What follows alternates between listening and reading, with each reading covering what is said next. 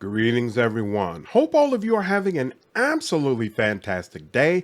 Many of you are still slowly working your way through Act 1 of Rogue Trader and might benefit from a wee bit of guidance. This video is a collection of tips and tricks that I found useful during the early sections of the game. I am sure there are some great notes missing here, so please feel free to chime in with comments on what information would help players.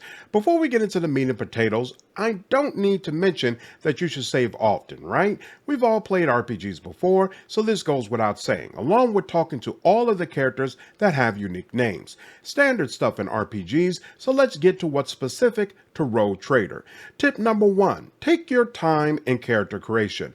All of the initial decisions made regarding your character are permanent. Your looks, portrait, homeworld, origin, archetype, and starting characteristic bonuses cannot be changed. So if you make a mistake, you'll have to start over from the beginning. I have videos walking through all the archetypes on this channel, but I'll give a brief overview of each option. Warrior is great for melee characters, whether you want to be a tank or focus on damage. Officer is focused on providing buffs and extra turns for other party members. It's the most game-changing of the initial archetypes, but it's also the hardest to use, so if you are apprehensive about Warhammer mechanics, you should probably pick something else. Operative is focused on debuffing enemies, and it's also fantastic if you want to be a sniper. Finally, Soldier is focused on range damage and is great for any character who wants to dish out pain with guns. On top of all this, when you reach level 16, you'll be able to choose another archetype, but I'll let you find out about those on your own. In the description, there's a link for the team building video I did, which gives you an idea of what archetypes party members have already covered and how you can create a rogue trader that is very unique. Speaking of which, my next tip is to plan your build. On every level up, there are a ton of different options you can take, especially if you're looking at a psyker or a navigator. The max level is 55, and trying to figure out on each of those levels what you want to do will probably result in decision fatigue and a poor build. Owlcat does have some talents marked with a thumbs up to call out options they feel are important, but oftentimes those aren't the best ones to take, depending on what type of character you are running. What is helpful are the little stars sitting on the right of each talent, which you can mark, so you know which options align with how you want to play the character. Looking through the list and just marking everything you want will make it easy to scroll down and pick something that is useful. Many of the talents reference your characteristic bonus, and just to be clear, that's always 10% of your rank rounded down. So if your strength is 45, you know your strength bonus is 4. Consequently, adding 5 to your characteristic isn't necessarily a big deal, but adding 10 onto your rank will change your bonus, and that will definitely help you. On that same note, make sure you are defining your roles early. Most likely, you need a frontline fighter, even if that character isn't necessarily a tank. You definitely need someone buffing your allies and or debuffing enemies. You also need a character who specializes in damage for the team. There's a lot of flexibility in how you build your party, so many of them can cover one or multiple roles. The game will be significantly easier if you ensure everyone is fulfilling a specific purpose on the squad. Making multiple characters a jack of all trades and master of none will cause your playthrough to be a lot more difficult. Tip number 3 is know your defense. Each character can use some combination of deflection, armor, dodge, parry, positioning, and cover to defend themselves during combat. Make sure you understand how each character defends themselves and lean into that. If a character is going to get hit a lot and they are capable of stacking dodge high, then you know you need to take the nimble talent, wear light armor, and use accessories that push dodge even higher. Even on unfair, it's very possible to go all offense and wipe out enemy groups, but it will take time before you understand the game enough to do that. So in the beginning, make sure you have a firm grasp of how to defend yourself. Tip number 4 is pay attention to the weapon types. Different melee and ranged weapons have different attack types of bonuses that they provide. Even within the same weapon group, you might find unique versions of certain weapons that provide new features. Argenta carries a bolter, which is a ranged weapon that can fire a single shot, or you could do a burst attack, which fires multiple bullets at a random trajectory within a specific area. This is advantageous because you could potentially hit the same enemy multiple times, but there's also the possibility you hit nothing. That's different from a plasma weapon, which can fire a single shot, or you can use an area attack, which will attempt to hit all enemies within a specific area, but it will only attempt to do this once, so you don't get the stack damage capability of a bolter. Plasma weapons also have a focus beam option that will do bonus damage against one enemy. Bolters don't have a third attack option. These differences are littered throughout the various weaponry options Rogue Trader provides, so it's very important that you look at what each weapon does and determine what fits with your playstyle. Tip number 5, don't miss Janris Danrok. After finishing the prologue, you'll get access to your ship, and on the bridge is a character called High Factotum Janris Danrok. He's not a party member, so it would be easy to go the whole game never walking over to talk with him, but that would be a mistake. All vendors that you unlock throughout the game will be available for shopping by speaking with him. Over time, their inventory will expand, and he will have access to all the different options. You can also use him to respec any characters, but this will cost you some profit factor, which you use to buy items from vendors. You get way more profit factor than what you actually need, so this isn't a huge sacrifice, but it's something to keep in mind. Also keep in mind your party members can only be respected to a certain point, so characters you don't get until later in the game will have less of their levels available to you. Mercenaries are also available, and this allows you to have characters on the squad that you have built from the ground up. Tip number 6 is manage your inventory. There is a ton of loot to pick up in the game, so you should be pressing tab constantly to make sure you don't miss a thing. When picking up an item, you can place it in your inventory or your cargo. Inventory is always available to you, while cargo is split up into different categories that you can trade with vendors to improve your reputation.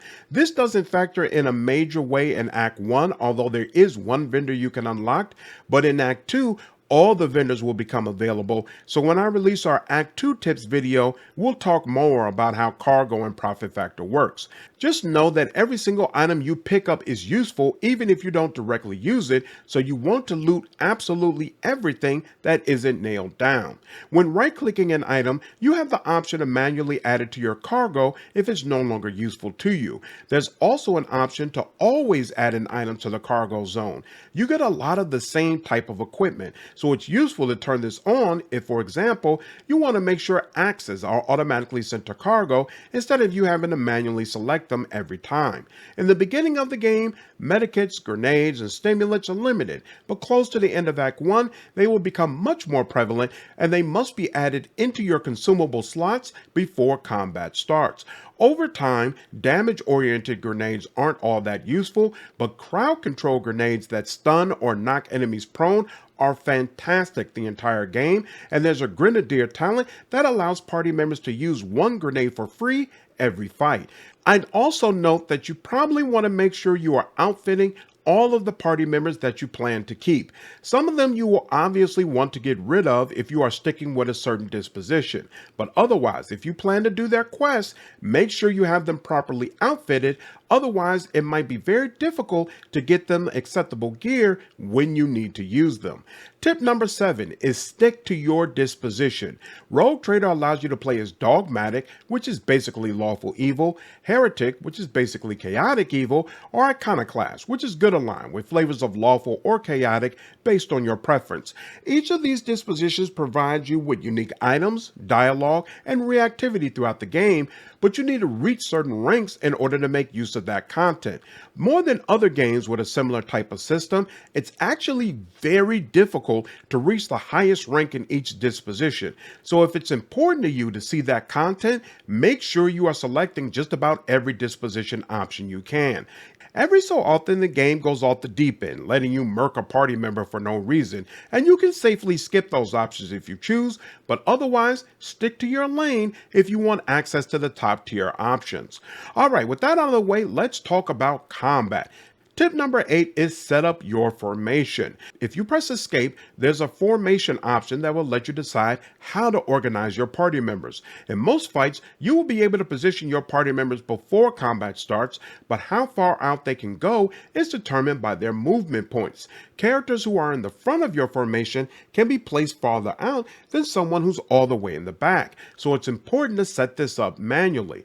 Also, sometimes your party will be ambushed, and during those situations, you absolutely want to make sure your most durable characters are sitting out front. Tip number 9, speaking of ambushes, your party is capable of executing them. Oftentimes, you can tell you have to fight an enemy group up ahead, and one of your party members can use their ability against an enemy to take them out early. Having a psyker is especially nice for this, since they can deploy area attacks from afar that wipe out multiple enemies before combat even starts. Adira, with her chain lightning staff, is fantastic for exactly this purpose in Act 1. Doing this doesn't use up action points or start a cooldown, so there's literally no reason not to take advantage. Tip number 10, make sure you know what all the different symbols mean in combat. During the movement phase, red squares means that you are threatened by an enemy and the game won't let you start a character in one of those spaces. If you see a half shield on cover, that means it provides half cover, while a skull means full cover. When clicking on a square to move, the game will provide a hologram of your character that shows what enemies will be in your line of sight if you are holding a ranged weapon. If you target an enemy and its health bar turns into a skull, that means you could potentially kill it if you land the shot. This oftentimes doesn't take into account how much damage mitigation an enemy has, so you can shoot an enemy with this symbol and still not end up killing it depending on what buffs or debuffs are currently enabled. Tip number 11 is to carefully manage movement. As mentioned before, you can preview what moving to a particular square will do for you, so make sure you use that information. Attacking ends your ability to move, so make sure you are in the best spot for maximum effect. There are many talents that will either increase the amount of movement points you have or allow you to continue moving after attacking, so consider those options. Warriors can use charge even if there isn't a nearby enemy, so that can be a useful way to navigate into your preferred spot. Tip number 12 is use the turn order list.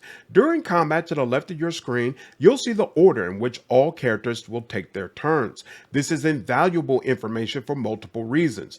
First, it lets you know which enemies are going to act first, which means if you eliminate them, you can ensure your team will have back-to-back turns, potentially wiping out all the competition in the first round.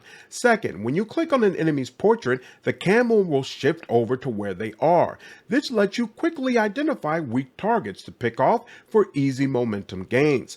Third, when you hover over an enemy's portrait, you can see what buffs and debuffs they currently have. You can also right-click on the portrait to see all their different stats and how these buffs and debuffs have affected them. Few things will give you greater pleasure than seeing 0 deflection, 0% armor, and single-digit dodge on a character you plan to attack. Tip number 13, momentum is king. Even on unfair difficulty, it's very possible to set up a team that will clear the vast majority of encounters in the first round, with enemies never being given a chance to attack, and the way you do that is stacking momentum as quickly as possible. Momentum is tracked with a blue bar to the right of your portrait above character abilities. You start combat with 100 momentum, but there are several factors which can increase this number, and most of them revolve around your resolve stat. You can see your resolve stat on the character sheet. Every time somebody on your team starts a new turn, momentum will increase based on how much resolve they have.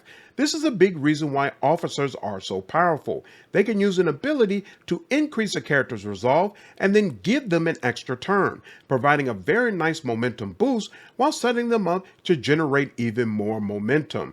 When someone on your party kills an enemy, momentum will increase based on their resolve times the difficulty tier of that enemy. Therefore, it's very effective to give extra turns to your best damage dealer and let them quickly generate more momentum by picking off weak targets. If you can get momentum up to 175, then you can use a heroic act.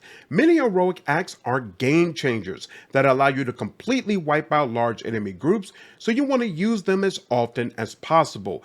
Each character can only use a heroic act once, and once they have done this, the character no longer generates extra momentum from starting a new turn. They will still generate momentum when killing an enemy. Using a heroic act takes 75 momentum, so you have to build it back up to allow another character to activate their heroic act option.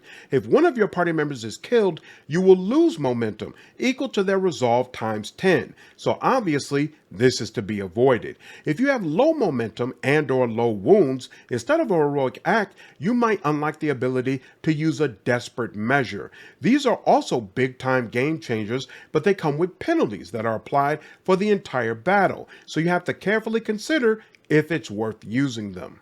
Tip number 14 is control veil degradation. To the left of your character portrait during combat, you can see the veil degradation meter. This tracks how much psychers in combat have pierced the veil. Both your allies and enemies can increase this meter during combat, and doing so will cause perils of the warp, which can have terrible effects up to and including summoning powerful demons or chaos monsters onto the battlefield. I've seen these creatures get summoned multiple times, and they have always honed in on my party members, so I don't think there's a chance for them to just attack whoever's close by. They'll automatically consider your group their enemies. There are multiple talents that reduce how much the veil is impacted when you use psyker abilities, and you'll definitely want to make use of them if you are running with multiple psykers in one party. Tip number 15, and my very last tip, is don't be too proud. You can always go back to the void ship. Returning to your void ship automatically clears your party of any injuries, and once again, you can access the Act 1 vendor in case they have supplies available that you need. There's a small section of Act 1 where this isn't available, but otherwise, anytime your party is really beat up, you can just head to the ship, heal up, and then give things another go. The game doesn't punish you for this at all, so make use of it if you need to. That's all the tips I have regarding Act 1, but again, I probably missed something, so definitely let me know what you would add down in the comments. I will release similar videos for the other acts over the next couple of weeks. Hope all of you enjoyed this video. Take care.